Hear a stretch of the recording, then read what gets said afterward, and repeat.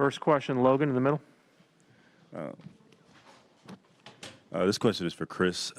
Khris, you've played alongside Giannis in this team, and while you've been doing that, your game has been dissected, sometimes maligned, but you've had great postseason performances. Do you think playing a game like this on this stage at this time of the series, do you feel like a weight is off your shoulder at all?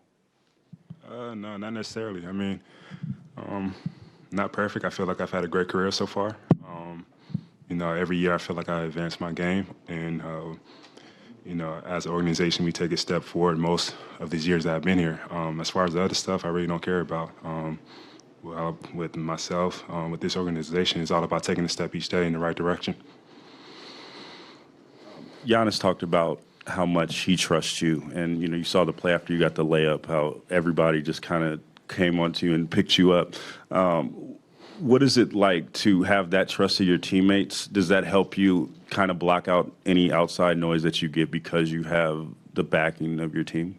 For sure. I mean, my teammates, first, my coaches, then everybody else in the organization, their opinion matters to me the most. I'm sorry, but I don't care what you guys write or what you guys think, whether it's good or bad. But for my teammates to have the confidence in me, trust in me, that's the most important of all. Eric, on your right. I'll ask both of you, but we'll start with Pat. Just what are you thinking as Giannis goes up for that block? I think you're over by Crowder, kind of trailing the play. Yeah, I was on Crowder, the guy who was pulling up after the pick and roll. I was right around the elbow at the time. And the honest thought that was going through my head was more or less kind of like shock and awe. I think, when the block happened, I kind of looked like, and luckily PJ came across the lane and grabbed the rebound because I forgot for a split second to go grab it. I kind of said it's, in my opinion, the best block of all time. Obviously we're a little biased, and you can talk about the LeBron block as well. But as far as a block where he was covering the pick and roll, he had to judge where the pass was, where Ayton was catching it and trying to dunk it above the box. It's about as impressive as you can get. You were far side, I believe. Yeah. What was your vantage point? Kind of the same thing him. Probably say excuse my language, but it was one of those oh shit moments. 2 times, like, oh man, like we gave up a layup, then next thing you know, he's blocking it. It was a great effort. Didn't give up on the play when it seemed like they had an open layup or a dunk, and that's what we need in this finals. Everybody get those extra effort, and he came through for us big on that play. Khris, for you, obviously, all of your teammates that have been up here have talked about how much they trust you. Pat had missed 2 threes at the start of the fourth quarter, and then he steps into a big one and manages to hit it. Just what do you think it is? You see Pat line up another one and have that open shot. That's what we want him to do. That's what he's out there for. He's hit many big shots for us throughout the season, throughout this playoff run. Like I said, he's out there for a reason. If he has an opening to shoot and he's wide open, he's got to shoot it. Whether it's make or miss, it's just going to keep the defense honest, for one. Then two, he's a great shooter. Tim? Khris, as you obviously went on that 10-0 run in the final couple minutes there, you had to get picked up off the ground because you clearly were out of gas after that layup. But what kind of allowed you to summon the energy needed to make those plays in that moment there? Everybody's tired. Everybody's banged up. Just got to give it all, leave it all on the court. We could rest and sleep and get treatment after the game, but while that game is being played, there's no excuses of exhaustion or something's hurt. If you're hurt, you just can't be out there. But that's all. Give it your all. And what exactly is it about this building that you thrive so much in it? And I mean, even next door, you weren't quite the same player as you've been since you've gotten here. Just the energy. I've been playing in this, building for 2 years now. A lot of shots. I guess I got to get some extra shots in Phoenix and whatnot, but just got to find a way to knock down shots on the road. I mean, it's been tough for me all, postseason long. Just got to find a way. Brian, over here on the left. Khris, it seemed like earlier in that fourth quarter, you guys were just kind of hanging there a little bit. They opened a little bit of a lead. Was there a point where it sort of changed and you said, okay, I can win this for us now? We're there? No, I mean, they hit a 3 to start off the fourth quarter, but I think for a majority of the game, we had a lot of great looks. We missed them, a lot of layups, a lot of open threes.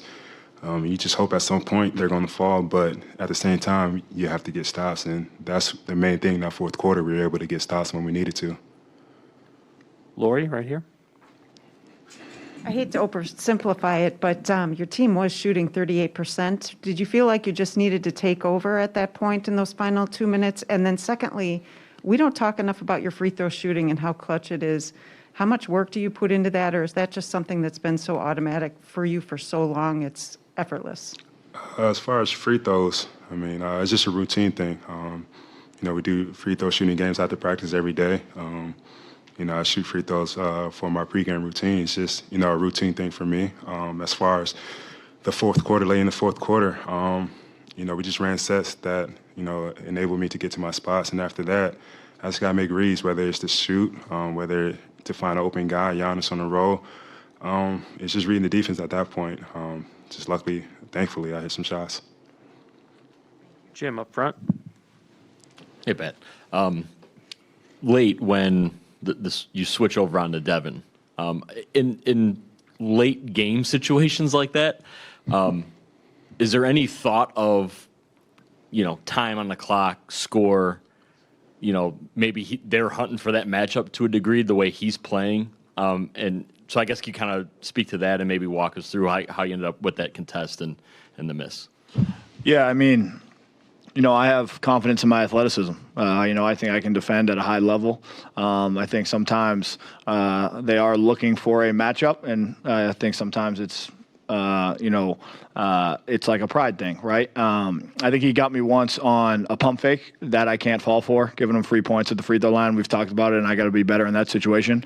He's also a terrific player. So he made a few shots on me earlier in the game, sometime in the third quarter, I believe. But they were tough. They were contested shots. And at the end of the day, that's my job. It's to keep him in front, be physical, try to make sure that, I'm matching his physicality and making sure he's not, backing down or getting free. And if he's got to make a tough contested shot, that's what he's going to have to do in order to, put them in a position to try to win the game. And that's all I thought at the end of the game was he wasn't going to get by me, and I was going to be physical enough so that it kind of threw him off when he did have to take the jump shot.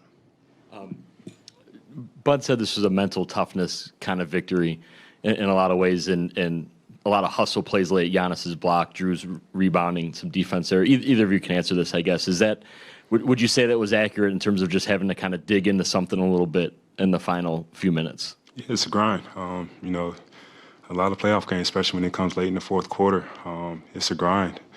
Just got to find a way to get it, get loose balls, get rebounds, figure out a way to get stops against great players.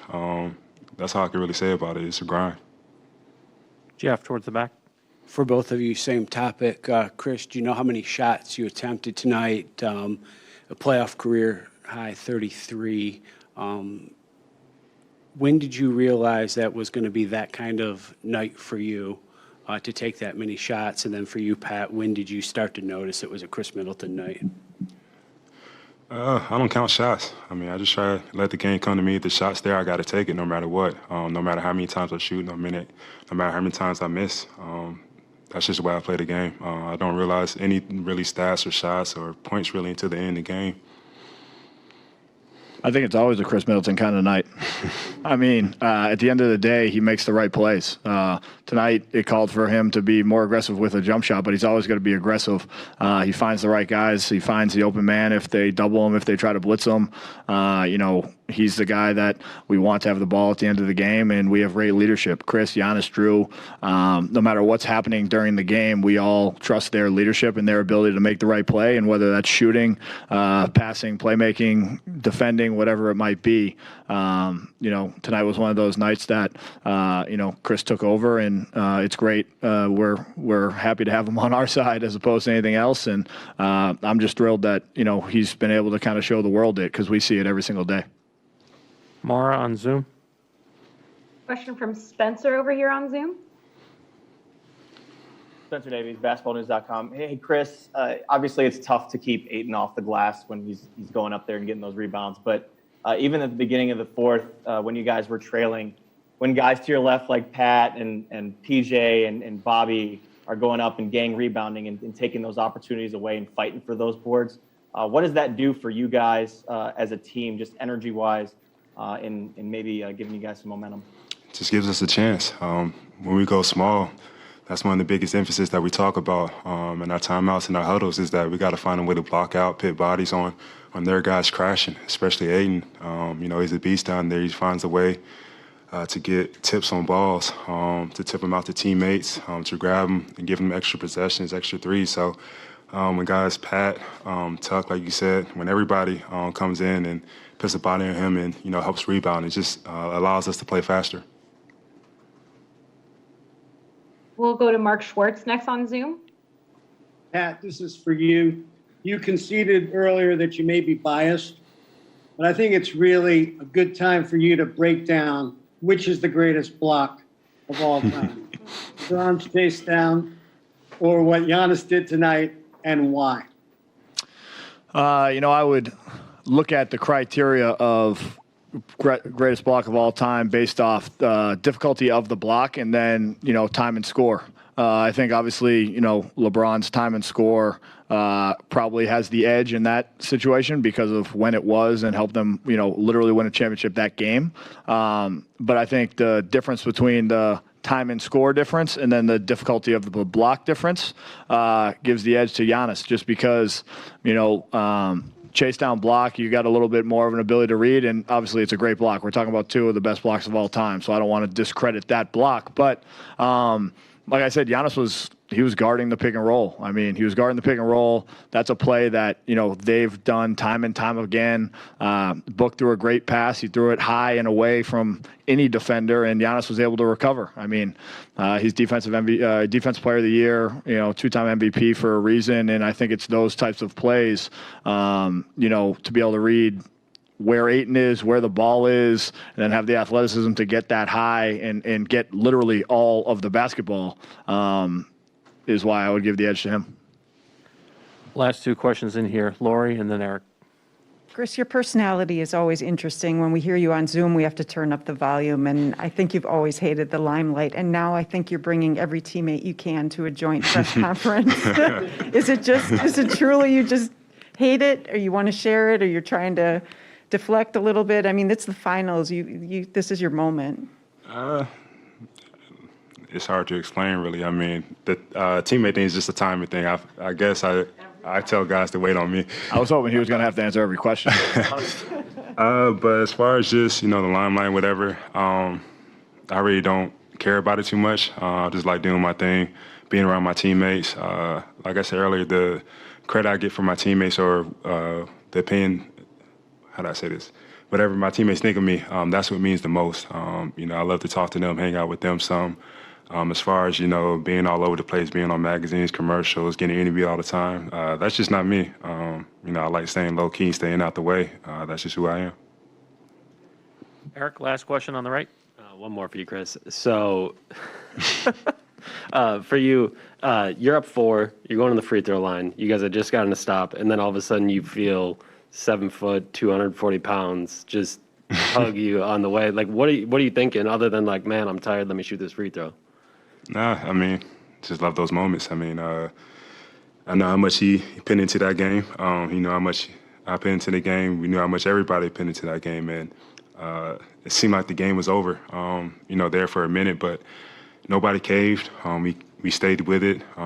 We grinded out a couple of possessions, and we found a way to win a ball game. That's something that we struggle with sometimes during the season, but we said, that's what it's all about, learning how to win different type of ball games, different styles. And then that's what that moment was about, finding a way to win a game where it seemed like we weren't going to win and give us a chance to still, have a life. Going to Phoenix with a little bit of confidence, with a little bit of momentum.